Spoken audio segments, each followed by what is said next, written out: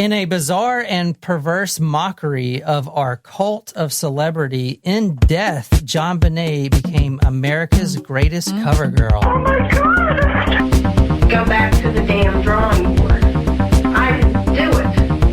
Oh my God! Welcome back, Jen, from your conference. Thank you. Yeah, Jen, where'd you go? I spent the past 3 full days in Hilton Head, South Carolina, Hilton Head Island, for the South Carolina Counseling Association's 55th annual conference, where I presented with one of my professors and volunteered. How many people did you present in front of? Probably 12 to 15. It was a small group. Oh, that's good. Yeah, it was a good experience. It was a tough crowd. Tough crowd? Well, during my introduction, I kind of made a joke, and they heckling you? Yeah, there was like one lady. A grape day. What kind of a joke is that? Get off the stage. Wow. There's one lady in the back that like had tomatoes and like was throwing them at me. No, I tried to make a joke during my introduction of who I was, and they just sat there and looked at me, and I was like, all right, moving on. So what was the joke? It was I don't even remember. It was something. It wasn't like a classic Jen joke. It was just. Let's do another giveaway. Okay. We're at 82 reviews. So we're trying to reach 100 5-star reviews. So if you leave a review now, and we'll count those 2 that came in today as part of this, but the best review up until 100, I'll personally throw in $100 Amazon gift card. Oh, and we've got 2 reviews that we're going to read right now that are going to be really hard to beat. So you guys have your work cut out for you. Chevette won the last one. Mm-hmm. I sent out her gift card as soon as she won. I'm putting it on the line. I'm going to give $100 to the best review between 80 and 100. $100 Amazon gift card. Jen, what would you buy with $100 right now? Moving on, Nicole. Go for it. I would buy some more cooking ware. I was gonna stop at. I was gonna stop at. I don't know. I was on the spot. I bought more today. You did? Yeah. So is that your new Cuisinart pan? Yeah. Nice. That's why you have to go every weekend, because I have different stuff every weekend. I was gonna stop at the Le Creuset outlet because I was they had the Tanger outlets there, and I was gonna get you something, but I. Well, it's also like crazy expensive. No, my friend Donna went and she got a pan for $45. I'll have to go to the outlet because there's one up in North Charleston now. Oh, they have one there now? Yeah. I have no idea what you like or said. Shopping. Okay, remember how we watched... Okay, so there's this documentary that talks about Teflon and anything that's nonstick and how it's like killing you and the fumes and all this stuff. So, I chucked out anything that says nonstick to it and upgraded some things. Even butter. Not all of them are even butter. They're not all, they may not last me forever, but I found some like really good like 100% stainless steel ones, and then I got some Le Creuset on sale. All right, so you are going to have to beat these 2 reviews that just came in because these are going to count towards it. Cree Mickey says best crime podcast. I have been searching for the perfect true crime podcast for over a year. Last fall, I stumbled upon Talk Murder to Me and I fell in love. I have almost 2-hour commute to my criminal justice school, and last semester, I binged this entire podcast. I watched all of the previous episodes and now look forward to every Taco Tuesday for their next episode to listen to on my way to school. John keeps the facts straight, and Jen and Nicole add their flair and opinions to make it a podcast worth listening to. I absolutely love the surprise shot segment and everything about this podcast. Being a forensic psychology major, I absolutely adore when Jen brings some psychology facts into play. This podcast has so much to offer. The podcasters love interacting with their listeners, and they're all down to earth. Definitely worth listening, subscribing, and being a donator to. I never thought I'd be donating to a podcast, but everything about this group makes it worth it. I highly suggest giving a listen. I know you won't be disappointed. Boom! Wow, I think that one gets my vote so far. Shit. All right, guys. $100 is on the line here. You have to beat that review. I mean, from Cree Mickey. You get my vote by complimenting me, just saying. So. All right. Well. Yeah, and me too. Okay. Well, we have one more review to read, and I don't know if this may or may not top Cree Mickey's, but listen to this one. From Beer Truck Becca. She says, one of the best podcasts around. My best friend Mila recommended this podcast to me because of our mutual love of true crime. I listened to one episode, and next thing I know, I was caught up and dying for more. John, Nicole, and Jen are all so funny, and they're a great trio. Murder can be a hard subject for people, but these guys lighten the mood, even when talking about something so serious. I don't know of many podcasts that interact with their fans the way these guys do. Another thing I love this podcast is how welcoming and loving the three of them are. They treat all of their tacos like family and are personal and caring. These guys have helped me through a lot of my internal battles just by being themselves and doing this podcast, and for that, I will always be grateful. 100 out of 5 stars from me. That's a great review. Yeah, it's very good. I already don't know what to choose. Well, we got to wait till all. I know. Yeah. I'm just saying, like, this is already a hard choice of who's going to earn $100. That's $100 gift card from Amazon. I mean, That means you could buy whatever the fuck you want. You could buy $100 worth of Taco Bell gift cards. You could buy $100 worth of bubble wrap. You could buy $100. Bubble wrap, I don't know. Jen? I'm just thinking of things that come to my mind. You could buy $100 worth of pens. You could buy a diffuser. You could buy a diffuser. You could buy cookware. You could buy books. You could buy music, vinyl. That's probably what I would buy. Nope. You know what I would buy? I would buy $100 worth of Bath and Body Works gift cards and get $100 worth of candles. which would be like 3 candles. Incorrect. Actually, you know what in reality, what I probably would get is maybe like a set of Congo drums, which are bigger than bongo drums. Conga drums. There you go. They're bigger than bongo drums. They're the big ones. Yeah. We're running out of room in the studio. Well, let's get this story over with. Shit. We have now all gone down the rabbit hole of JonBenet Ramsey. Yes, thank you, Becca, the lovely Becca, for recommending this story. That's right, Becca. Okay, Nicole, you can read some of the autopsy report Goody. because I don't have the stomach for it. Oh, great. Nicole loves to read no. gruesome things. I initially viewed the body in the living room of the house. The decedent was laying on her back of the floor, covered by a blanket, in a Colorado Avalanche sweatshirt. On removing these 2 items from the top of the body, the decedent was found to be lying on her back with her arms extended up over her head. The head was turned to the right. A brief examination of the body disclosed a ligature around the neck and a ligature around the right wrist.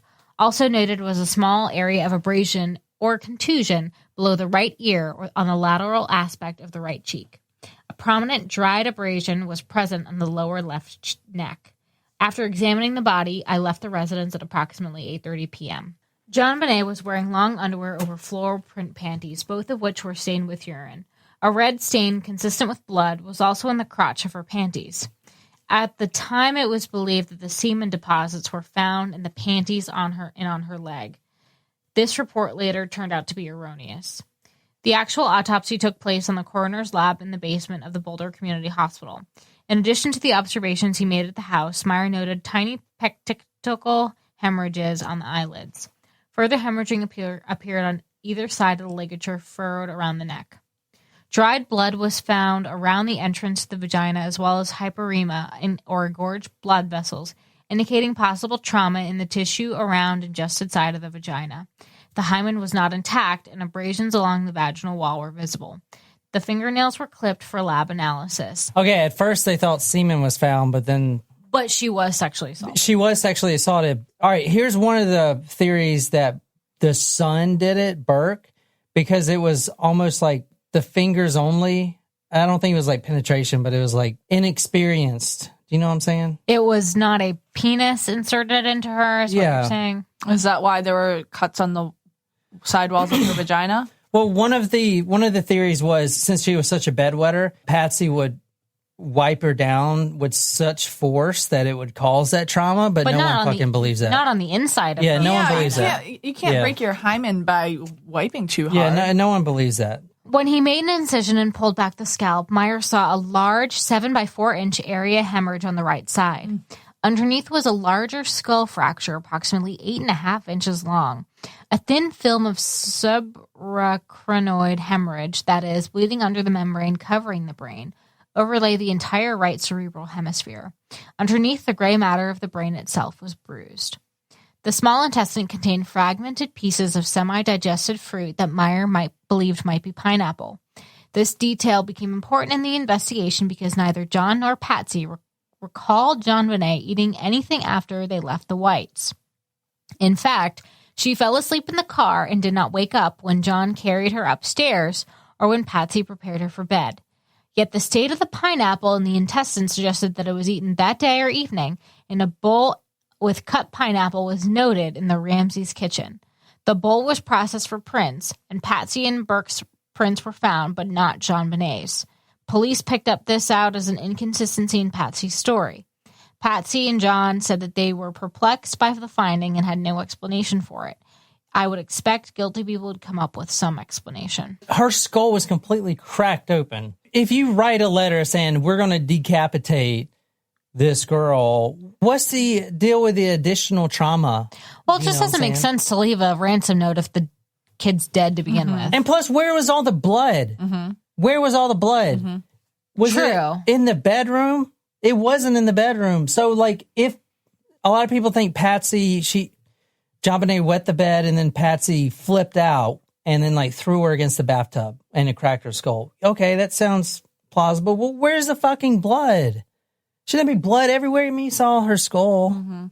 You know what's really This is like the little things that just make this case so, yeah, you know. And it's really upsetting additionally to think about, like, this poor little girl was murdered. She's 6 years old. And not only was she murdered, but now they have to put her body through all of this additional testing and, like, cutting her skull, her scalp open and poking and probing to figure out what happened to her. Autopsies are so important, but, like, it almost dehumanizes the body. Yeah. You know, it's so sad to think about. This case really pisses me. I mean, it pisses everyone off because it's little you used details to say like that literally every time. This case is gonna piss you off. Like, Remember that? yeah. Because there's no resolution, and every time you think that you have an answer, something else comes out Yeah. to make you doubt that. I think it's a case that's one of a kind when you think about it. You know, you have Ted Bundy's, you have Green River Killers, you have the BTK, but they're all, when you think about it, they all had fucked up childhoods. They're all monsters. It's like, okay, they each had their own methods, and it's, you know, they're prolific serial killers. But this case in itself is one of a kind. This case it's over 20 years since it happened, and it's still unsolved, even with all of the developments, especially when you consider the timing of the case. Like, DNA was just becoming so important in law enforcement, and even now it's 2019 and they still have questions, you know? Yeah. John Douglas talks about every crime scene has, and I know like Karina would like this, what he calls theory of transfer. All investigators operate according to the, quote, theory of transfer, which states that no one enters or exits a room without leaving something behind and taking something away. I think about like trace evidence. So you may leave like skin cells and take something away with you. That's called the theory of transfer. Okay. I think it's very interesting to think about that. You know, and which is why it's so important to like minimize the interactions with the evidence. Contamination, stuff like that. But then you go back to that, the theory of transfer. Why didn't they find any intruders? They did find foreign DNA, but it could have been just JonBenet's mixed with something. And are you talking about in the panties? They found foreign DNA around the body, and they also found a pubic hair that was unidentified. That's weird. That's weird. Yeah. That doesn't. I remember them saying something about there being foreign DNA in her panties, but that they said they contributed to the actual like Haynes factory or something. Nicole, can you please read this? There are conflicting versions of what Patsy did at this point. According to Steve Thomas's account, which presumably came from his fellow police officers, as soon as Fleet came up the stairs shouting, Priscilla White and Barbara Fernie hurried towards the sound while Patsy did not move from the couch in the sunroom. She came in a few moments later, supported by her friends. According to John Ramsey's account, Patty essentially fought her way into the living room, rushing past him and falling onto JonBenet's body, screaming and crying hysterically. It is then generally agreed that she employed Hoverstock with something to the effect of, Jesus, you raised Lazarus from the dead, raise my baby from the dead. So weird. Wow. But I do want to point out that they had another child prior that died in a car accident. Mm-hmm. So they have already lost a child before, and she was extremely religious. And in fact, in the cases that haunt us, John Douglas actually, on a lot of her interviews, he noticed her wearing a big religious cross. And he was like, well, that's weird. That sticks out. So he went back and looked at all her photos prior to this incident, and she was wearing the same one, because he points out as soon as something like this happens, someone will get really religious in order to try to like divert attention away from them. But she didn't. She was like always crazy religious. Does that make sense? Yeah. But that is kind of weird that she said that. That is really weird. Here is the video of Burke. This interview I'm going to show you now was more recent, and you'll notice a lot of people have also pointed out that he smiles a lot. And it's really weird. It's a Dr. Phil interview. And that's one of the things people notice. But, I mean, people handle things differently, so I don't know. I remember the casket was small and her eyes were closed. I think one of her eyes was a little bit like droopy or something. I thought that was weird. How did you feel seeing her? A lot of sadness. I don't think I really fully grasped, like, after this, I won't see her again. The next thing I remember, my dad came and told me JonBenet is in heaven now, and he started crying. Then I started crying. You think he would have the strength, though? Like, because a lot of people think he did it, but, I mean, you saw the skull. Like, it was... A lot of people think he did it because there was an incident previously where he hit her with a bat or something. Oh, there was? If your son, your 10-year-old son, did something like this, would you do the same if you were the parents? Like, if Burke did it and the dad covered it up, put yourself in that shoes. If that's really what happened, and that was your son that did it, like, I mean, and you walked in and your son, but because that wouldn't explain the sexual trauma either. No, but if bedwetting is a sign of persistent sexual trauma, then who's to say that the sexual trauma happened that night? See, if I were in the Ramsey shoes and I discovered that my son had beaten my daughter, maybe it was an accident, maybe they got into a disagreement, obviously I would be distraught. I don't know. It would take me a long time to forgive that, but I don't think I would create the sensation that it became. I think that I would call 911, try to get my child help as soon as possible, and handle it the right way. But not everyone handles the things the same way. I don't think that I would say someone abducted my daughter. Yeah, it's quite a far-fetched, like, ransom. Like, that's a lot of... Maybe he didn't think it was going to get the media attention it did. Maybe he thought they would just buy it and his son would be cleared. Because, you know, I mean, if your son... I don't know. If it's your son, like, I'm no criminal justice expert by any means, but wouldn't they have to press charges in order for him to be penalized for it? It could have been called an accidental death. You know what I mean? I just don't know. You mean, did the parents have to press charges? Yeah. No, the state does. Yeah. But then they'll find out, let's say John Ramsey was sexually abusing her. Or it could have been the brother that was the one that was sexually abusing her. Yeah. But I don't see, number one, I don't see the brother, number one, hitting her that hard with something. I mean, as a 10-year-old, you saw the crack. I mean, if it's an aluminum baseball bat or even a golf club, it wouldn't take the strength of a 40-year-old man to do that. Especially, I mean, it's a 6-year-old girl. Mm-hmm. Yeah. It's a little child. And if the fracture started along the sutures of the skull, where the not the sutures, the where it comes together, then it's a little bit more fragile. What about the blood, though? There was no blood evidence anywhere. That means she had to be killed in the basement. So you saw the golf clubs down there. So you heard somewhere that he had hit her once before. Mm-hmm. Well, it was in that documentary, the A&E documentary. The theory was that she was hit with a flashlight. That's what it. Yeah.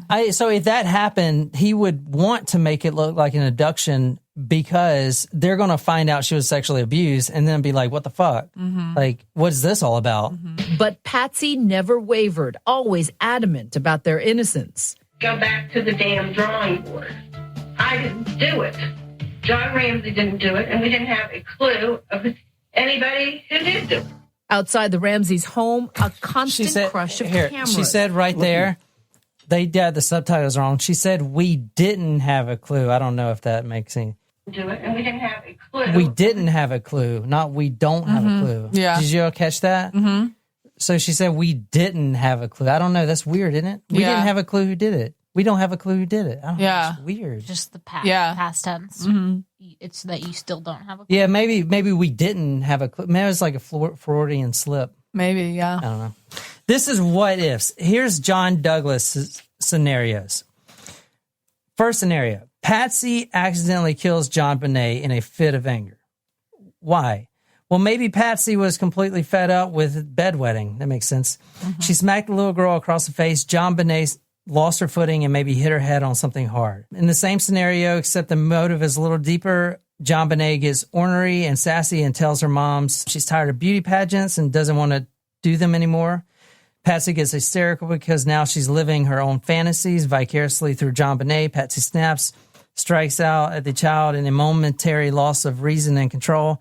JonBenet hits her head just as we've described above. It's one of those fluke things, and she dies or is severely injured. Okay, so now what? What does she do? She wakes John, right? That's the only thing to do. I've accidentally killed JonBenet in a fit of anger. What should we do? He pulls himself together and says, we better take her to the emergency room and say it's an accident. Patsy's like, no. What if they see my handprint across her face, shoulder, back, bottom, whatever? And then they realize what happened. Okay, that makes sense. You're right. Let's make it look like a kidnapping. Well, how do we do that? We'll need a ransom note. And we need to make it look like the kidnapper killed her. Let's tie her hands together and fashion a garrote tightly around her neck to strangle her. Just in case the kidnapping isn't believable enough, I guess we'd better make it look like she was sexually molested. And then it could have went from there. I don't know. That's another interesting point, though. Weird. Yeah, that's like what kind of dad would say that? Well, that's another interesting point. Is the garrote, whatever it is that how long does it take to? You have to break the paintbrush, and then you have to like tie the knots, and like if you're gonna strangle someone and you're in someone's house intruding them, and your intent is like, it just doesn't make. That's another thing that doesn't make sense. It's too time consuming. And she died by the blow to her head. Yeah, right. No, she died. Her official cause was asphyxiation by strangulation. But rigor mortis kicks in with 4 hours. In 4 hours, that means she would have to been killed at like 1 a.m. or somewhere around there, which doesn't really fit the timeline either.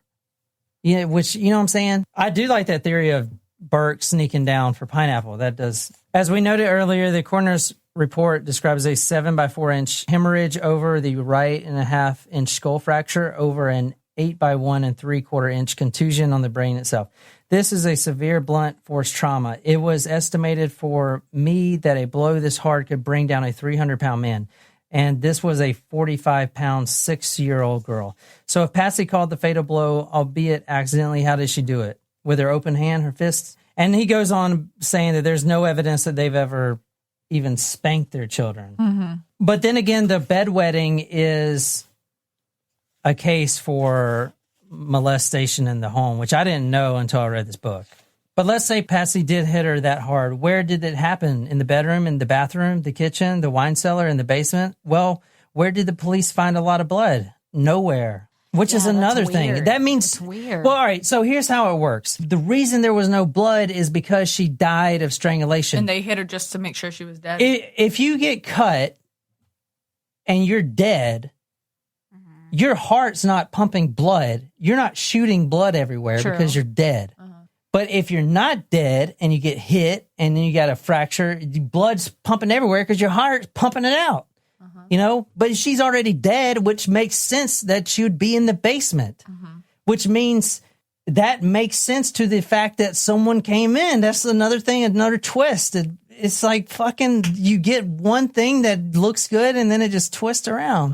That's what this case fucks with you. There's also a guy in Thailand that was arrested because he claimed he did this. I remember that. Yeah. So we'll get to those, but I guarantee you this, I think this was in the house, but I don't know. Let's hear Lou Schmidt. This is the guy that was going into the window. This is very important because he came out of nowhere and was like, all right, I've got a theory. In March 1997, Alex Hunter, the DA, hired retired El Paso County Sheriff's Department homicide detective named Lou Schmidt. And I'm putting for Tacos Primos, I'm putting the videos on there.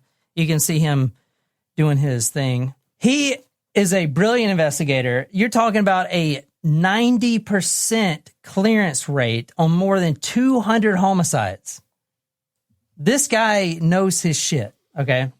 The offender probably went in through the grate and the window well to the basement, then explored the entire house.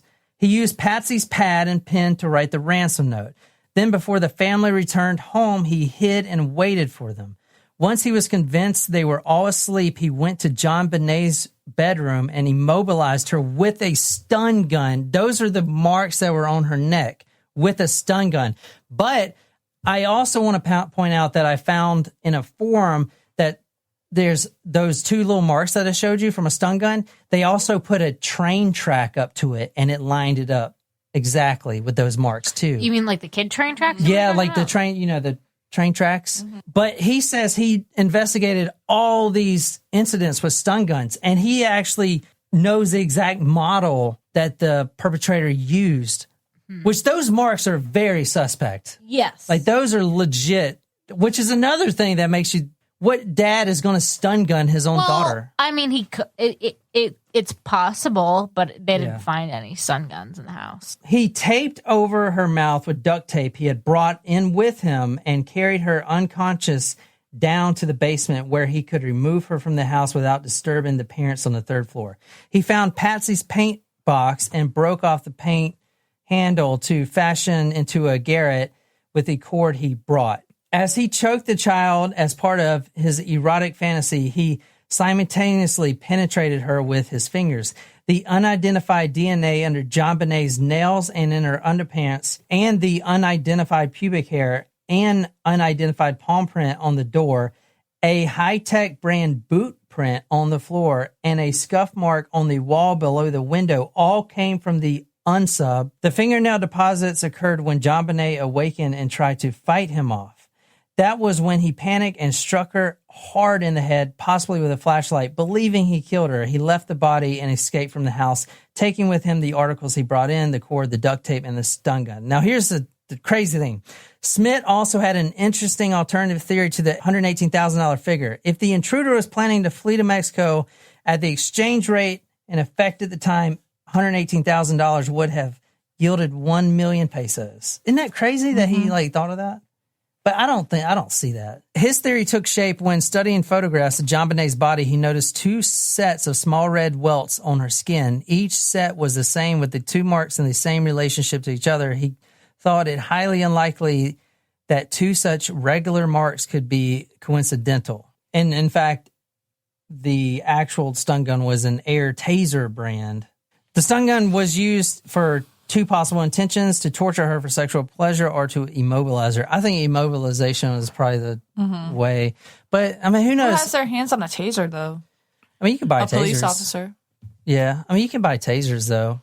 Like, my mom used to have a taser. In 2006, a former school teacher, John Mark Carr, confessed to the strangulation, and he was arrested in Thailand after he'd been living on the lam after facing child pornography. What is living on the land? I thought it was supposed to say living on the land. Oh. The now 51-year-old initially brought himself into the mess by reaching out to a University of Colorado Boulder professor named Michael Tracy over email in regards to a documentary Tracy was making on the case. Once those emails took a disturbing turn, revealing the grown man's sexual fascination with JonBenet, Tracy reported Carr to the police, who arrested him in Bangkok as a possible suspect. He was immediately flown to Boulder for questioning, but was ultimately cleared after his DNA failed to match the profile of an unknown male found on the waistband of JonBenet's long johns. Carr's demented confession involved a series of diary entries allegedly written from the scene of the crime. In one dramatic account, Carr recalls strangling JonBenet in a love game gone wrong. "Close your pretty eyes, sweetheart," reads the excerpt, in which Carr repeatedly refers to himself as Daxus. Daxis loves you so much. Oh God, I love you, JonBenet. And my lover's eyes are slowly closing. That's really fucking sick. Carr's alleged involvement broke international headlines, and his earnest insistence on having killed her was enough to set off a media fiasco. However, he was ultimately dismissed as a suspect altogether and written off as a pedophile who was after notoriety and fame. Officials also failed to verify that he was ever in Boulder. According to a 2010 report by the Daily Beast, the one-time suspect is now living a new identity and a new gender in the Pacific Northwest. Every time I think I'm convinced it's this one, they present another theory, and I'm like, I'm convinced it's this one. Yeah. And then there's another theory. I'm convinced it's this one. I can't handle it. I'm still convinced that it was Burke and that Patsy wrote the note and that it's in the family. Obviously, you find your daughter dead, you're going to be upset, but it's an active crime case, and you're smart enough to know that when you're in a crime scene, you're not supposed to touch anything. So granted, I know he must have been traumatized by seeing his daughter and was upset and carried her up there, but you tampered with the crime scene. He literally tore the duct tape off. He untied her hands, and by doing that, he tampered with evidence, and his DNA was on that evidence. And so the reasonable. That way, if they tested the evidence to see whose DNA was on it, that wouldn't stand in court because it's clear that there would be a reason that his DNA is on it. Yeah. But I want to say, as a civilian, that action that he took of removing the tape and moving the body, that is not his burden. The burden is on the police officers that let that happen.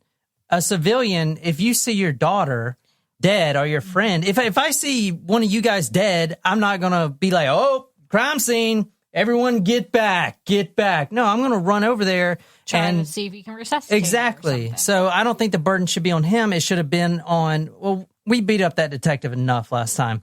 But the police, I think the burden should be on them for screwing the crime scene up. Well, another point that none of us brought up last time is that, and I just thought of this today. It was actually the first time I've actually thought about this since, even with my prior knowledge of the case, is that why just JonBenet? If they wanted something out of the Ramsey family, and I know that JonBenet was a pageant, the pageant winner, so she may have been the pride of the family. But why not Burke? Why not the oldest son? Why the daughter? Why not the son? Why not both of them? Well, a daughter might be more vulnerable and easier to get out versus an older boy. I mean, he was only 10 though. And all right, say we went with the stun gun. Mm-hmm. Well, there was also possibly some sexual things that happened. But I'm just saying that why not? One of the reasons I think that it has something to do with the family is that, if they're trying to take ransom, I would take both kids and up the ransom. I wouldn't just go for one. There's no sense in taking just one kid. But there is if you're trying to make a quick escape. If you have to go back for two kids, if you're one person. I want to first talk about something that no one would ever think about is the tabloid. I mean, everyone knows it's a tabloid case. All right, so the National Enquirer. Oh my gosh, a little tidbit for you.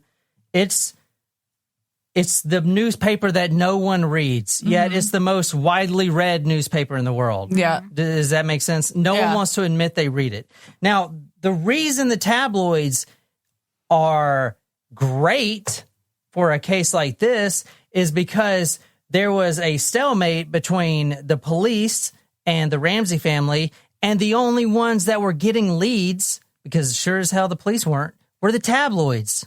In fact, the tabloids are the one that got the first interview with the housemaid because they paid her $20,000 and she talked. All thanks to the National Enquirer, which we look at as like scandal papers, but they're so hungry for the story that they were paying these people to get any information they can when the cops weren't doing anything. We're going to bring up the fact that the Ramseys lawyered up very quickly. But if you actually go through, and this is fucked up because we're talking about a ransom note and all this stuff, the Boulder police, which refused to work with the FBI, they refused their help, actually tried to hold the body of JonBenet ransom from the Ramseys for exchange for the interrogations, which was fucked. Yeah, that's not and okay. illegal. So that was shut down immediately, but that was proposed. And that, why do you think they lawyered up? Why do you think they stopped talking to the police? Because the police were literally trying to hold their baby girl ransom from them. They were trying to fly JonBenet to Georgia to have a proper burial, and they were holding the body ransom for interviews.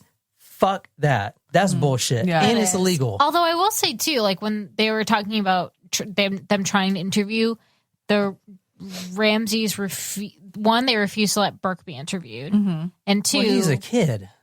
I understand that, but I probably like, wouldn't let my kid get interviewed. I mean, think about like Brendan Dassey getting interviewed. He was 15. You got a 10-year-old? Yeah, You can I still killed have- her. Yeah, I did this. you can Yeah, of course. Can I you go? can still have a can I- lawyer present. Can I have a Kool-Aid now? Like, I would not let my kid get. Okay, either way, they also refused to be interviewed separately. But you get that. They demanded it, and But- the police let that happen. So their interviews were together. But you have to. Like I just said. Like, I don't think the blame was on the Ramseys for doing that, because number one, Boulder police turned down the FBI's help. They thought they could do it themselves. They screwed it up already. Then they tried to hold the body ransom. So obviously they think the Ramseys did it. Why would you want to work with the police? Now the police the whole time are focusing on the Ramseys. Let's get these guys convicted. You know what the Ramseys did? They hired their own PR firm and they put out billboards with the ransom note. And they said, if you recognize this font, they actually were trying to bring the killer. If it wasn't them, they were actually trying to bring the killer in when the police were doing nothing but trying to focus on them. But there are a lot of things that make them should focus on them. Like we were looking at the handwriting samples between Patsy and the note.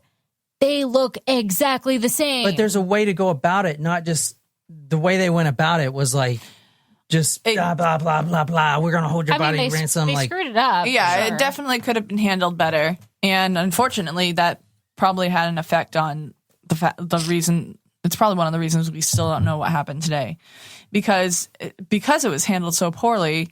I don't think we're ever going to get John to talk to actually sit. Like if he does know something, I don't think we'll ever get that information. If Burke knows it's something, done. I don't think we'll ever get that information because of the way that it was handled. I know that sometimes murderers proclaim their innocence up until like they are about to die. Yeah, and then they may say something. But if that is the case, I really honestly don't think that we're going to get any of that information. who thinks is Patsy? I think she's involved. I don't think that she actually was the murderer, but I definitely think she wrote that ransom note. I'm so torn between, was it someone external or internal? I think if it was someone in the family, it was Patsy, because of the handwriting is spot on. Yeah.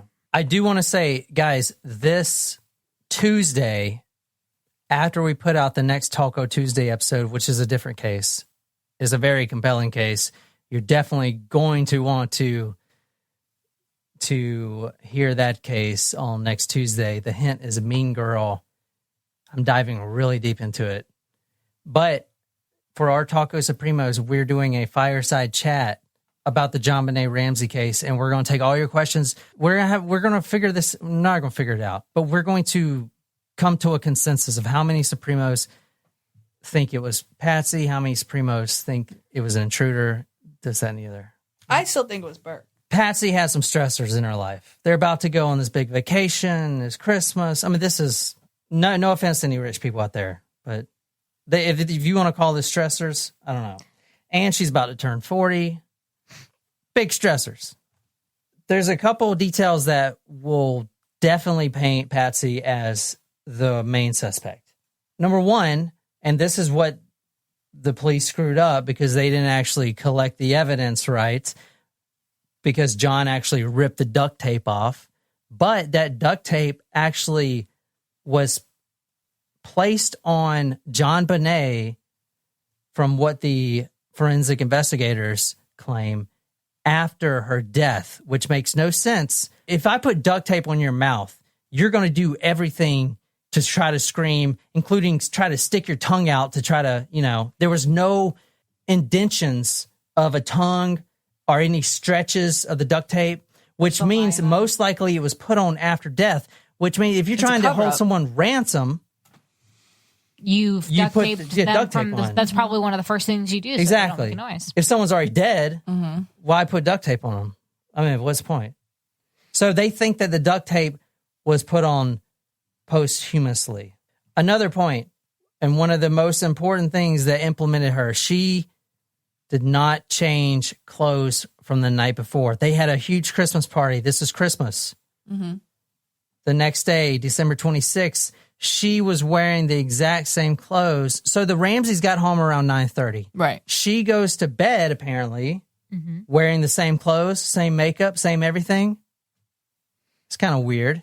She didn't take her makeup off and she was No. wearing the same outfit? No, same makeup, same outfit. And she says No excuse. that she put on, like she at least admits that she puts on the outfit from the night before. She tells that to investigators. I mean, I put on, when I get out of bed, I put on like the sweatpants that I was wearing the day before that are right next to my bed maybe, and the old t-shirt. But I don't put on the black velvet pants and red sweater to go downstairs and make coffee. I throw on the raggedy ass shit to go let the dogs out and make coffee. Yeah. And like, unless she wasn't wearing, I don't even go that far. I mean, I just walk around in my freaking pajamas. Right. Exactly. Like, I don't even put shoes on. Half the time I walk out there barefoot in my little short sleep shorts and tank top. Even if I go out to my car. Now, the ransom note placement, we talked in the first episode. A lot of people analyze the note. We did too, because it's very interesting. But also the placement is something that everyone overlooks. This indicates if Patsy did do it, the placement of the letter on the stairs and not anywhere else may indicate that John Ramsey did not know about it whatsoever. This could have been a Patsy thing. I could totally see that. But that would mean John Ramsey would literally have to be in his own home while his daughter is murdered, and then a huge cover up and not wake up. You know what I'm saying? Like if Patsy doesn't come to bed, the body still had partially digested pineapple in it. So they think that she was actually killed around 1:30 a.m. So maybe it was an accident, whatever. Patsy covers it up, and then she doesn't come to bed until like 5. Like, what is John? He's like, where were you? Like, I mean, wouldn't you know if your wife... Maybe he's a deep sleeper. Yeah, maybe. Yeah, I mean, when I was at the conference, like last night, I fell asleep probably around 10, and I passed out, and I woke up around 2 a.m. to go to the bathroom, and one of my two roommates that were staying in the same room as me, like she was there, and I had no idea. Like I didn't hear anything, like the hotel door, and then the other one who went to the Fleetwood Mac concert in Columbia last night, which I totally forgot that was happening. I was like so sad because we could have gone to that. That would have been awesome. But what are you gonna do? Say I love you. She didn't get in until 4 a.m. And again, I didn't even hear her come in either. So like maybe he was a deep sleeper. It's possible. Yeah. And like, I don't know, hotel doors are loud. Yeah. Now, John and Patsy both got separate attorneys. So he may have realized it was her, and then has this cognitive dissonance, where he's like struggling, this mental gymnastics, like, should I turn her in? Should I cover up for her? That's why they eventually kind of split. They got different attorneys. I don't know. That's just a theory. And one of the interesting things, too, like we talked about, it was found on the stairs. It was found on the back stairs. Stairs, like that goes down to the kitchen. So like that's not the main stairs of the house. So either they knew that those would be the ones that she's walking down to go make the morning coffee. Yeah. You can tell this story this way with Patsy, and you'll go away being like, yes, Patsy, yep, Yeah. they killed her. But then I can bring in another theory with the stun gun and be like, nope, wasn't her. I mean, it's almost like it's two different cases. Could those markings? Okay, so there are a couple things that make it seem like an outsider could have done it. So there's the window, but that was already broken, and a person could have fit through that. There was a footprint, but that could have come from a handyman or someone that was there sometime. You mentioned that when we were recording last. Like There was also a scuff on the wall going up. But that could have happened other times. Like if they ever had somebody in the basement checking the water heater, that footprint could have been left then. And that's the type of shoe that a handyman probably is wearing, like a treaded shoe, whatever. And then the DNA that they found on her, they didn't really run the profile enough. The scene was so contaminated, it could have been from any one of those people. So to say that was definitely from the killer, it's kind of light. Yeah. Like it's not definitive one way or the other. Right. Didn't they say there was rope too? Yeah. There was rope, but they said it didn't come from the house. But how do they know it didn't come from the house? Because Ramsey said that it didn't. Right, but like that doesn't make any sense to just take that for what it is. Like if they found it at the house, you can't rule Well, they also out. let all their neighbors come over and chit chat. Right, but like they're like, oh, this rope's not mine. Like, oh, but okay, but you're admitting the notepad, the paintbrush, the cords, the duct tape, all did, but this rope, not yours. John Douglas, in The Cases That Haunt Us, the book that I was reading from last time, he says Patsy could not be ruled out as a suspect for the writing samples, but she was on the low spectrum. We actually looked at the writing samples today, and I don't know. I don't want to. It looks pretty striking. But if you go in and you're a detective and you are so convinced that it's not the Ramseys, you will make it. I mean, you can't help it. It's subconscious. Oh, do you mean the person that said it's low? Yeah, you saying it can't. You doesn't can't fit? approach it objectively if you already have a predetermined opinion, even if you're subconscious of it. You cannot. I will say, the first time that we started recording, I did not think that Patsy was the killer. I was like, that profiler doesn't think it was them. Can't be. And then when we saw the writing samples, I was like, actually, I kind of think it's her. But you have two well-known, very seasoned detectives. One, the mind hunter himself, John Douglas. Two, Lou Schmidt, who has a 90% solve ratio on homicides over 200 cases. He went and he did the whole thing like the cops should have done earlier. He's the one that climbed out the window, right? Yeah, he's the one that climbed out the window and everything. He went through everything step by step by a logic base, and he said, nope, they didn't do it. He's the one that brought the stun gun theory up, and you think Patsy did it? Explain those damn marks. Those damn marks look like stun gun. I'm sorry. There's just too compelling. It does. Because where the hell would you get those marks like that? The train track from Burke. So he just hit her in the neck with a train track? No, he hit her in the head with a flashlight, but they could have been playing with the train before, and he could have been, I don't know. I don't know. But could it have been? But Lou Schmidt has hang on. done a lot of stun gun cases, and he said, yeah, this is it. He even knew the exact model. It was a air taser. Again, just because the Ramseys said they didn't have a stun gun, does that mean that they didn't have a stun gun and threw it away? Yeah, I don't. You know what I mean? Like, you don't have to register for a stun gun, do you? No, but I don't think they had a stun gun. That's just. What if it was in the trash? What if she was fucking put it in the trash when she was cleaning up? And it went right in the garbage, picked up the next Monday. That would mean Patsy nobody realized that would it was mean stun gun tracks for like a year. Yeah, but you'd have to be a freaking genius to go to that much length to cover it up. All right, we killed her by accident. All right, we tied the literature around her, almost cut her head off. We sexually assaulted her. That's pretty good, right? No, let's put one more cherry on this pie and let's stun gun her. That'll throw them off. Who is going to say that about their fucking 6-year-old daughter? I don't care what kind of monster you are. I don't know anyone that would say that about their 6-year-old daughter. Oh, let's sexually assault her. Let's almost cut her head off with a freaking literature. Yeah, but going back to the sexual assault, she was a bedwetter, so that could have been happening. Yeah. But then the doctor came out and said that wasn't. Okay, so let's throw out the sexual assault. Okay, let's crack her skull open, or that was already done. Okay, let's choke her to death, even though she's already dead, and then let's stun gun her. I mean, if you just, I know it's not empirical. I know it's not coming out of logic, but it just sounds like fucking crazy. That I don't know.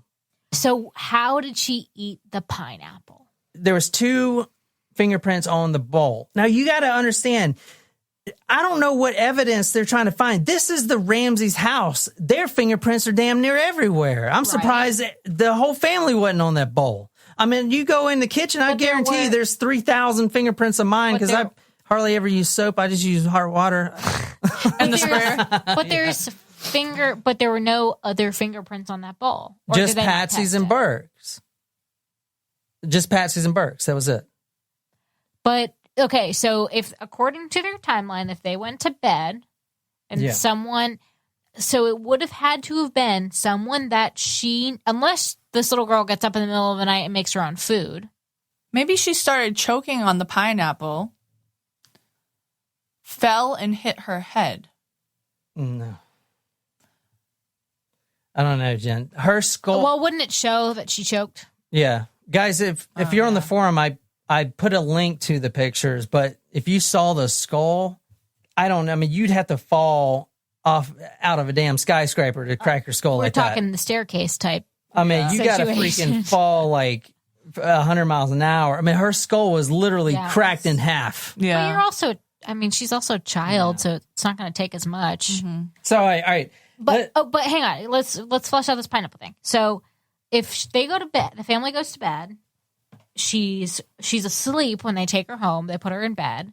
They think that based on and that's like 9:30. They think that based on the digestion of the pineapple, the murder happened around 1:30 a.m. So, and there's a bowl of pineapple on the table. So someone got her out of bed to go eat pineapple, or she went to go get pineapple. I think that's more likely. But I think, did she go get it herself? Or did someone she knows say, okay, you're up, you at the bed, let's go have some pineapple before you go back to bed, you're hungry? Yeah, that sounds logical. But so it could have been like that Santa Claus guy, what they said. Or is it more likely they wet the bed, Patsy was already agitated, JonBenet said she was hungry, wouldn't stop complaining about the fact that she was hungry. Patsy said, okay, fine, you can have some pineapple, and something happened then. Could be. Yeah. All the interviews of Patsy's friends was like, oh, she's a great mother. There's plenty of great mothers out there that snap and drown their kids in the bathtub. I'm just saying. Well, they might not be really great mothers if they end up doing that. I'm just saying. People, they may have the perception of that. You can be a great mother and then just lose your shit and then go overboard and do something you'll regret. I'm going to say, you may have the perception that you're a good mother, but well, if you know what I'm saying. Like, everyone would think you're a good mother, and then I mean, you still may be, but you just lose your shit. I mean, you know, she was about to turn 40, and she had this trip coming up to her vacation home. I mean, that's a big thing. Fucking rich people. Fucking shit. Hey, guys, I want to point out, if you want to support the podcast, go to talkmurder.com/join. We got some stickers for you. We got some T-shirts. We got a lot of love, some shout-outs. Boom. SBTC. I want to throw that up real quick because you asked about that last time. Yeah. No one knows for sure. If it was Patsy, it could have been random letters. It could have been, I hear this a lot, saved by the cross, she belongs to Christ, or a much more compelling theory, Southwestern Bell Telephone Company, because there was a Southwestern Bell Telephone Company phone book just below the counter where the pen was found and where the notebook was taken from. I'm just saying. Oh, shit. I'm just saying. That. I'm just saying. I mean, that is very plausible. Yeah, I'm just saying. But that's that case of trying to make something fit a narrative that doesn't really fit. Well, I would kind of think that they were just random letters, and so somebody probably looked at the book when they were writing and was like, I mean, whether it was Patsy or somebody else, they could have been like, how am I going to sign this? Mm-hmm. There's two camps, as I talked about. You guys know, with our Talk as Primos, we're going to try to pick one. We're probably going to try to fight over it. Not really, but like this is a fighting case. Like no one really knows, and everyone has an opinion. So let's talk about the primary detective, Steve Thomas. I'm going to go through what he thinks happened. So he believes it was a Patsy thing, and John had nothing to do with it at first, but then he was in the cover-up. You know, whatever happens, JonBenet wets the bed. She's constant bedwetter. 1:30 rolls around. Patsy loses her shit, smashes her head on the bathtub, freaks out. I killed my little girl. Should I wake John up? No, because then he'll know that my handprints are all over her. I lost my shit. And she probably wouldn't actually go to prison for a long time, but still. So she's like, all right, well, I got to cover this up somehow. Mm-hmm. That's when she had all those hours to stage this thing, which is why she was in her clothes, because she literally didn't sleep that night. And John Ramsey actually provided a real life account of not knowing. This is what John Douglas says. Most killers that try to stage a scene will not go and find the body themselves. They'll let someone else find it. Think about it. So you can be one of the reactors and not, and have to fake this whole thing. You just let someone else find it, and then you react to it, how they're reacting. You know what I'm saying? True. John actually found the body first. But he was kind of put in the situation to go find the body. See, but he didn't. But maybe he didn't know. He legitimately found the body, and plus they actually saw him reading the note, reading it, like trying to figure out what it was, like reading it slowly. I will have to say, going to your point about the reacting, actually, I'm not going to start with that. I'm going to back up. I still think that the police should have. I'm still confused as to why the police didn't find the body. They just didn't look enough. But then again, it's a big house, and they just didn't look either. I think they looked in that room, but it was dark, and I don't think they could find a light switch or something like that. But then again, it's a ransom. The girl's probably gone. The police fucked it up. Yeah. Okay. The police agreed. Fuck up number one. Police mistake number one. The police should have found the body. Exactly. The police should have found the body. They didn't. And here we are today. Point number two. When we were watching the interviews with John and Patsy, I as you guys know, I pay a lot of attention to body language when I'm looking at things like this. And John, even though I haven't ruled him out completely, he had more of a believable presence than Patsy did, I feel. I feel that Patsy, she's very focused. If you're watching the tapes, and if you haven't looked at it in this light, look at it in this light. She's very focused on what she's saying. She has this crazy look in her eye, not necessarily crazy, but just kind of like focused. She's trying very hard to maintain eye contact with the police interviewers. She puts a lot of emphasis on things. I did not kill my daughter. And then she blinks. Also, but going back to your reaction point, it was stated that John brought her upstairs. Patsy was so distraught that she was holding her daughter, weeping, rocking back and forth, holding the corpse of her daughter. Which, again, police should not, now that she's upstairs, that detective should have been like, I'm sorry, ma'am, you have to step away. Like, they were again, like family friends walking around the house. But we're like, just, oh, you mind if I go take a piss? Exactly. Yeah, sure. To Jen's down the point, hall. like she's rocking the body and holding the body, further contaminating the evidence. Piss on all the evidence. Not necessarily just contaminating the evidence, but obviously I'm not on a show. Yeah, very dramatic. I'm not going to say that it's not right, because everyone grieves differently. It's kind of like the Lion King when Simba finds Mufasa. But I mean, he didn't rock Mufasa back and forth. But I just feel like I don't know. It's like, and Patsy is a former, beauty queen. Probably maybe have had thought about stepping into acting. I don't know her history, but like I just feel like to Yeah.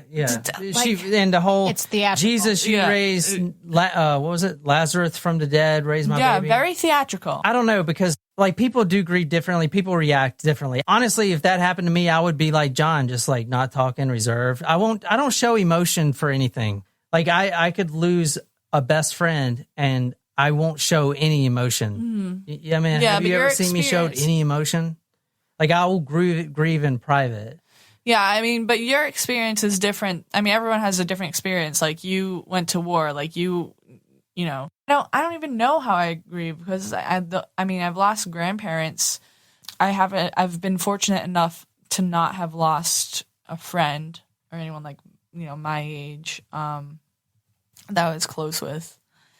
But I don't want to judge or condemn her for her grieving because I don't know. Like, obviously, I never had a daughter that was murdered and found in my house. I just feel like it's very extra. It's a lot. So that's the one camp. Basically, Detective Steve Thomas, very seasoned detective, very thorough, said, this is what happened. I'm putting the interview. Of course, you can see it on YouTube, but you can also see it on talkmurder.com if you're a Supremo, and we're going to be talking about all of this. But he runs through the whole thing as he quotes, imagined it would happen. It's very convincing. It is. Very, very convincing.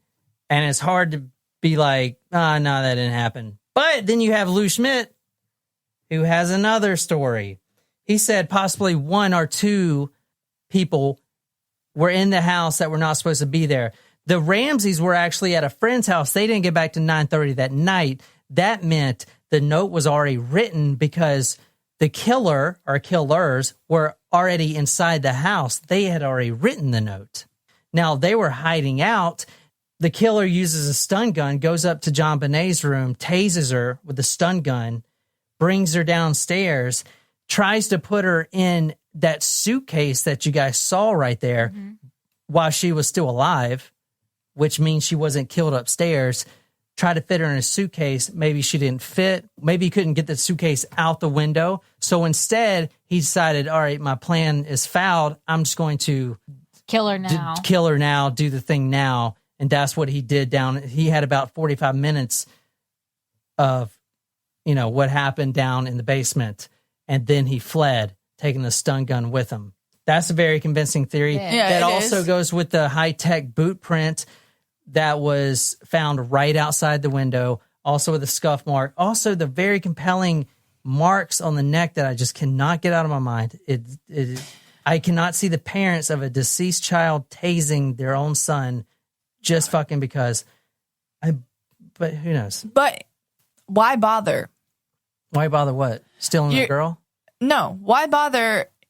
I mean... Tasing? No, like with the ransom note. Well, it could have been a child. We're going to talk about child predators and stuff. Yes. I mean, you have. But if you this girl that looks like she's 18 and she's 6 because she's dressing up like this.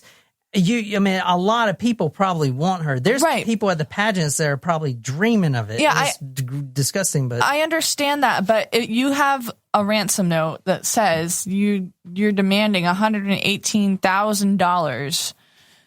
You're not going to get your money, and you just killed a girl. Well, maybe he was. Maybe he was going to get the money. He was going to take the girl, put her in a suitcase, and literally legit do the money thing. But then he noticed all these cops are coming to the house. But you've already killed her. Yeah, but he thought he was going to take her out of the house in the suitcase and get her out the window. Then why leave this? Keep the note. Because he couldn't get the suitcase out of the house. If you've spent all that time in the house and you haven't woken anyone up, why are you going to leave the note saying? I wouldn't necessarily go back. You wouldn't go back and get the note. You're fleeing. I mean, you just raped a 6-year-old girl and murdered her. You're getting out of the house. You're not going to go back and be like, I got to pick that note and that pineapple thing up. I mean, you're out. If they were already in the house, okay, this is another point. Like you're not going to hear someone walking up your stairs and opening doors and closing doors, and they got like 5 staircases in that house. They might all be heavy sleepers. Yeah, and this is a big house.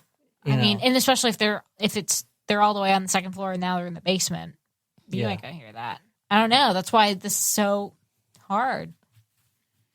Because both could absolutely happen. Either you think the family did it, and that includes covering it up, or you think an intruder did it, unless you think aliens did it. And I don't think that's the case. So you're either in one of those, and literally some of the best minds, most experienced people on the planet are divided. And that's what makes this case so freaking ridiculous. Yeah. Michael Helgoth, he was talking to his friend one day. He had some cars that he wanted to fix up. He was struggling with depression, and but one day he told one of his friends, everything is going to be okay because I have a killer job, meaning killer like cool, not like killer like Although ironic. Yeah. Isn't it ironic? Don't you think? That he and his buddy were going to do that would give them about $50,000 to $60,000 each. It was happening right around Christmas time, and they were gonna get that money. Mm-hmm. A little while after the murders happened, the friend came back and said, "Hey, whatever happened to your gig?" He said, "Oh, it fell through. It didn't get my money." Now, hear me out. Wait, hang on. The rest of the story. I was half asleep. Okay, so the rest of that story is that the guy killed himself a couple of months later, but it turned out to find that he was a right-handed guy, and the gun was shot by someone who by their left hand or something. So they found out that it was actually a homicide, not a suicide. He was right-handed, and he was, number one, the bullet came from someone's left hand, shot at an upward angle, and not only that, most importantly, through a pillowcase, meaning he was trying to commit suicide, but making sure no one hears it. Like, who gives a shit? You're about to die anyway. Who cares if anyone hears it? Which means someone put the pillowcase up to the pillow, up to his head, and then it's like a silencer. I mean, not a good one, but. And so the friend noticed in the pictures that there were the high-tech sneakers right by the door. And the stun gun. The exact same model stun gun that Lou Schmidt said, the air taser. And this guy really thinks that there was a partner, and the reason why he killed him is so that because the other guy, Michael, felt bad and was going to talk. Yeah. Now, very compelling. Hear me out. Why was there only one boot print, though? Shouldn't there have been multiple boot prints? I don't know. It's just one of those things. Yeah. Well, listen to this theory. Patsy had her claim to fame. She was trying to get her daughter to live vicariously through that. What if she hired someone to stage a kidnapping? They were going to use John's bonus money to pay the two guys. But why stage a kidnapping? For publicity. They expected to get JonBenet back, and then maybe it was the partner who actually killed JonBenet. Why would you want publicity, though? I don't understand. Maybe it would have, if she was kidnapped and found safely alive, it would have skyrocketed her beauty pageant career. It means money for the family, even though they already have plenty of it. Don't laugh at my I'm theory. Not laughing. I just actually think kind of like it. Far-fetched. They're all kind of far-fetched, to be honest. Not the Santa theory. Well, let me finish. So Michael Hargroff and his buddy go to the house. They're already in the house. Which may be Gary Oliva. It may be him. Okay. Go to the house. Patsy has already written the note. They go upstairs. Use the stun gun on JonBenet. Obviously, that sucks, but a stun gun is not going to kill somebody. Mm-hmm. Maybe they stun her, bring her down to the basement. Because they're going to carry her through that window. Mm-hmm. Why don't they just go out the door? Because they weren't actually going to take her out of the house. Maybe. No, they were going to take her out of the house. Hold on, I'm developing this. No, I'm developing this. I know you are. Well, the window was already broken. Well, the window was already broken. So they could, maybe something went wrong. I think maybe the body was put there Patsy did have something to do with it, the body was put there because she was going to move it at another point. It was kind of put there because no one's going to check here. Right. I think so. And so they had this plan. They're going to use John's money to cover the expenses. Then, and that's why she can vehemently say, I did not kill my daughter. John did not kill our daughter, because they didn't. Michael Hargroff and his partner did. Gary Oliva is the partner, right? He has this obsession with JonBenet, gets a little excited, and something happens. Yeah. Did you let... I'm into it, Jen. See, this is like the wormhole of this fucking case. I mean, you tell me anything in any scenario, and I'm like, that sounds like it could have happened. Yes. It could have happened. I mean, yeah, anything could have happened. But I mean, maybe it wasn't necessarily Gary Oliva. But I'm just saying, you have all these stories. I'm just saying it could have happened because what wouldn't someone who already had their 15 minutes of fame and needs 15 more minutes of fame, wouldn't they do anything to get it? Assuming that nothing is going to happen to JonBenet except have those little taser marks, she'll be fine. She'll get over that. Now, like I said, you have to think that they're the most maniacal people in the entire world to have planned this. But you come up with something better. I'm challenging you. But then the grief is real, for both of them. Yep. If that's the case, because I didn't expect that to happen. Mm-hmm. Yep. I don't know. That's far-fetched. It is far-fetched. I don't know. It's Anyway, all far-fetched. Let me run through a couple more theories, and then we'll talk. Okay. All right. The Santa Claus theory is a little far-fetched. This is from the book Perfect Murder, Perfect Town, The Uncensored Story of JonBenet. The day before Christmas, JonBenet was at our house playing with Megan. The kids were talking about Santa, getting all excited. I asked JonBenet if she had visited Santa Claus yet. She said, "Oh, Santa was just at our Christmas party the other night." Megan had seen Santa at the Pearl Street Mall, so we talked about that. Then JonBenet said, "Santa Claus promised that he would make a secret visit after Christmas." I thought she was confused. "Christmas is tonight," I told her. No, JonBenet insisted. "He said this would be after Christmas, and it's a secret." There's a theory for you. Wait, but there's an actual guy. Yeah, the Santa Claus, the neighborhood Santa Claus. I don't think you did it. Oh, hold on. But when I heard this, I was... Yeah, everything you hear, you think is them. That's the thing about this case. This guy's name was Bill McReynolds. I think he just really wanted the media fame, but he just turned out to be a huge fucking creep. He's a Santa Claus. I want to throw that thing out there because some people believe that, and it may be him. Who knows? Another one, Gary Oliva. Wait, but they ruled him. Why did they rule him? They ruled him out because DNA ruled out half of these suspects. Right, but they had very small amount of DNA. But on the Long Johns. But I think that is part of the problem with this case is that they're saying that whoever is that extra DNA came from the killer. Yeah, which it was a very minute amount on Long Johns, which could have gotten there from anything. She could have been walking in Target and someone spit a little bit on her. But so exactly. So to rule out all of these people, including neighborhood Santa. But they couldn't all have killed her at that same time. No, but they could have ruled out somebody who did it just because that didn't match. And they DNA. probably did, I'd imagine. Gary Oliva, he was recently in the news. He was a homeless man at the time, living in Boulder around about 10 houses down from the Ramsey's home. He was living in a homeless shelter, like a homeless halfway house. 10 houses down? It wasn't, I don't think it was, I mean, they live in an upscale. I think it was like a halfway house or something like that. But about 10 houses down.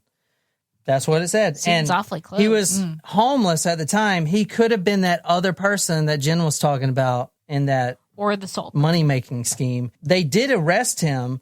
He had a stun gun and a poem about JonBenet. Now, he was also at the candlelight vigil that they had the next year, and they have a picture of him showing up, which is really weird. And he also, they found in his home, he had a complete shrine of JonBenet, including pictures and everything else.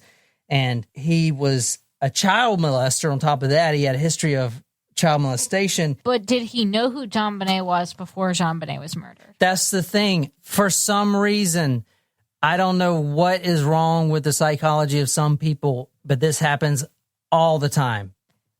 That everyone comes forward and claims that they did it. It's just the fucking craziest But did phenomenon. he claim it did it? He didn't.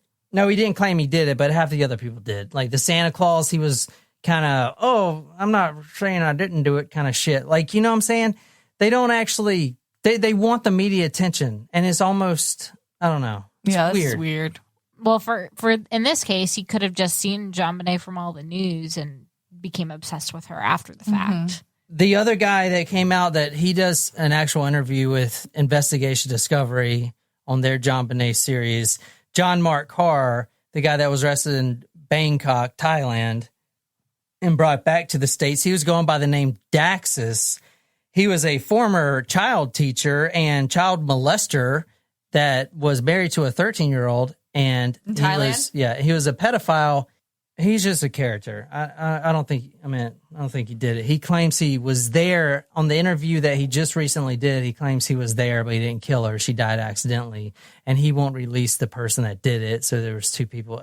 He's full of shit. That doesn't make any sense. He didn't do it. She died accidentally, but there was someone else there who did it. I got one more theory, and then we can discuss.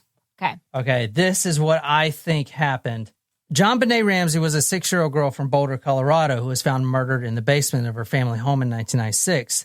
The case remains unsolved, and many conspiracy theories surround her death. One of the most bizarre being that her death was faked, and JonBenet Ramsey actually grew up to be none other than the pop star Katy Perry. Oh, I heard this. I Yep. heard this. Similarities are striking. Plus, she's got my last name, so she's got to be legit. what are the similarities? I don't know. They look the same. Fuck, I don't know. They should be about the same age.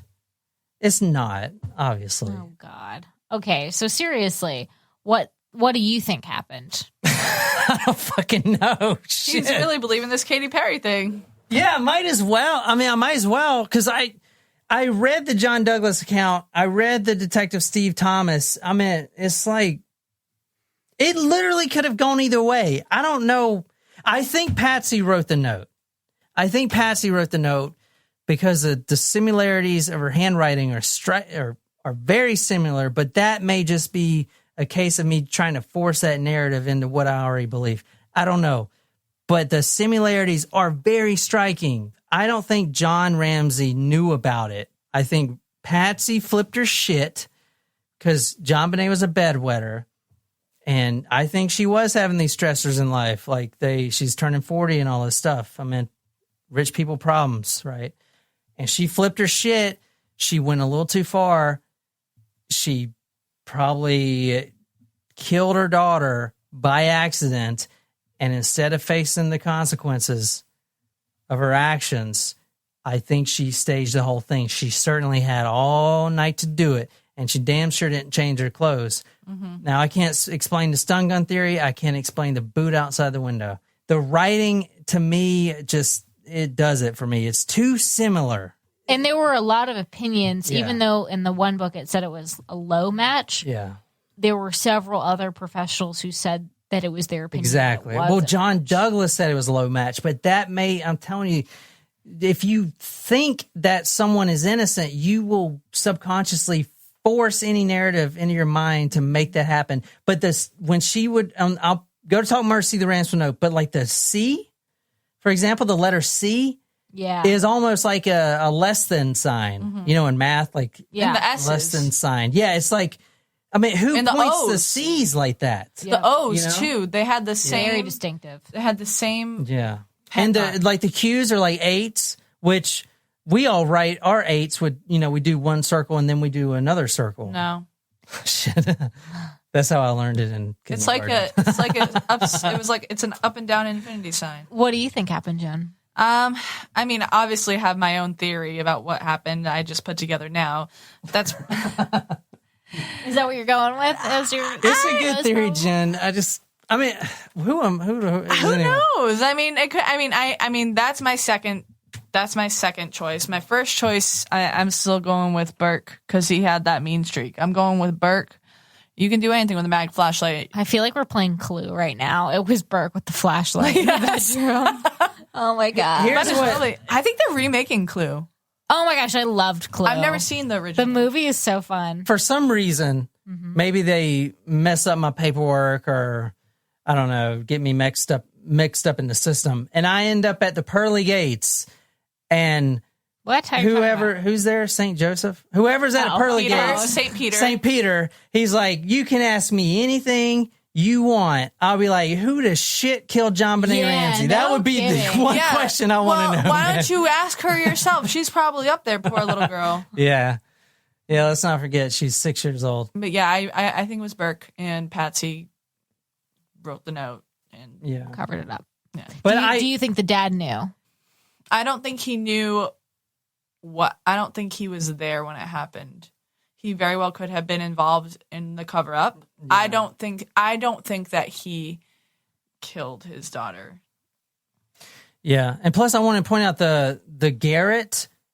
I mean, no, if you were to choke your child, you would just take a rope. A Garrett is something used like by a hitman. Like you wind up the thing and you go put it over someone's throat. Like it's very... That doesn't help the Patsy theory. I know, but it's like... I do want to point out one more thing. This is like the only case I've seen so far that people don't refer to... Well, they refer to it as a murder case. But it's also... And I saw this. It was like, wow, that makes sense. It's also referred to as a counterculture. Like this case, there's a segment of the population that is obsessed with this case. Yeah. It's a separate culture. Yeah, absolutely. Even 22 years later, I think no one wants the case to be solved. Right. It's almost like we need this. So when you're going through the external break-in theories, I thought that the Michael, what was his last name? Hargarth was very compelling. However, I don't think it was him unless he had some sort of connection with the Ramseys. If that connection was clear, it would be hands down. I think that would be it. But otherwise, it's like, what made you pick them? How'd you know them? Unless like they were sought out. Like I just, if he was their handyman, ding, ding, ding, or something like that, then I think that's a very good, plausible one. But I don't think it was him because he could have been into some other shady shit with some other deal that didn't go down, and he could have just been one of those guys that has stun gun and truck boots, and that's like the only commonality, you know. I think the external one that creeped me out the most was the Santa Claus one. Yeah, because of I'm going to visit you the day after Christmas. She gave him a tour of the whole house, including the basement, so he could have seen the broken window. So I think if there's an external intruder, it was Santa Claus. So if there's an external, I'm going with Santa Claus. However, the handwriting did not match Santa Claus. The handwriting matches Patsy. And so the same thing with the pineapple. The only two things, like if she's going to get up and get out of bed, it has to be someone that she knows. So it could have been Burke, it could have been her mom, it could have been her dad, it could have been Santa Claus that's saying, "Oh, you're hungry? Let's go down and get some pineapple." Oh my God, it could have been Santa. That would. Oh. But that's the only other person that she knows. Yeah, and she would trust it because children usually trust adults. They trust Santa, especially, and she thinks that guy is legitimately Santa from when she came to the party before. Yeah. So I think if there's an external, it's Santa, but it's. I think the handwriting didn't match, so I think it's Patsy. And I did not think that that's where I was going to go when we first started this story. Yeah, me neither. Until we really analyzed that handwriting. If you want to cast your own theories, join our community. We're a small-time podcast. Go to talkmurder.com/join. Nicole's made us some great shirts. We'll send you one out. We'll send you a sticker. We'll send you a handwritten card. We'll send you a lot of love, a lot of shout-outs. You'll get in the forum. You can tell us what you think about this case. We love shouting people out. Our Supremos are literally our family. We literally text all of the Supremos in the forum, like back and forth. We're a legit family. If you like this podcast and you want to be a part of this, talkmurder.com/join. And huge thank you, Becca, for recommending Yes, us thank you, doing Becca. this Thank you, Becca. story. This has been, Yeah, thank you for ruining my life. yeah, one of the best stories Oh we've my done. God. Don't forget to tune in on Tuesday. You'll love the episode Taco Tuesday. All right. Well, thank you guys for listening to Talk Murder to Me. We loved this case. I hope you do too. And we will see you again on Taco Tuesday.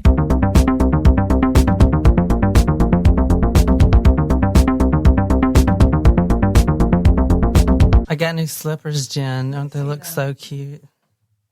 Ooh, are those Uggs? No, don't take them from me. Well, I was going to show Are they you Eddie that Bauer? No, they're Olukai, like that Hawaiian. Oh, the Hawaiian brand. Oh, that's right. I remember. Okay, so I volunteered with one of our volunteers is a native of Hawaii, Hawaii.